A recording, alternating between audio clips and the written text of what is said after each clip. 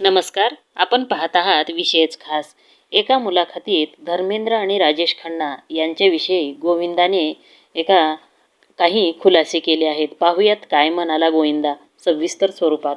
गोविंदा हा बॉलिवूडमधील सर्वात लोकप्रिय अभिनेत्यापैकी एक असून तो बऱ्याच काळापासून चित्रपटापासून दूर होता.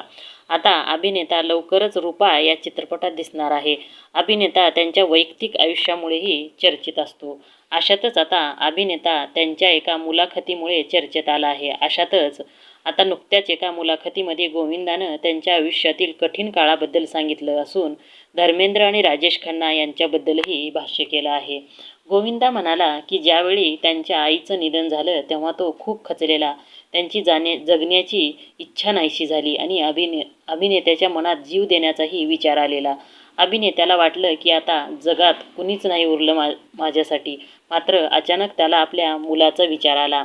मुलाखतीदरम्यान गोविंदाला वाटलं, तुझ्या आयुष्यात अनेक अभिनेत्री होत्या. कोणत्या अभिनेत्री होत्या तुझं हृदय तोडतंय का असं विचारण्यात आलं. यावर अभिनेता म्हणाला, तसं कधीच घडलं नाही. माझ्या आईमुळे असं घडलं होतं.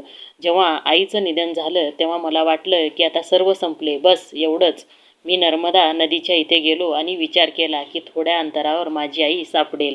मग अचानक मला वाटलं मला माझ्या मुलासाठी जगायचं आहे. अंडरवर्ल्डकडून तुला धमक्या मिळाल्या होत्या का असं विचारलं असता गोविंदा म्हणाला की कोणाला नाही मिळाल्या. तो काळ तसाच होता. प्रत्येकाला धमक्या मिळत होत्या.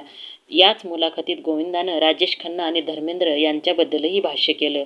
राजेश खन्ना यांचे चित्रपट चाललेले नाहीत तेव्हा तो नाराज झाला होता का असं गोविंदाला विचारण्यात आलं. त्यावर गोविंदा म्हणाला, धर्मेंद्र आणि राजेश खन्ना कामाआधी नियोजन करण्यात खूप पटाईत होते, पण कामानंतरच नियोजन हे लोक प्रतिमा घडवण्यात, तुमची प्रतिमा कशी उंचावली जात आहे याचा ते कधीच विचार करायचे नाहीत. ते लोक संध्याकाळी बसून दारू प्यायचे.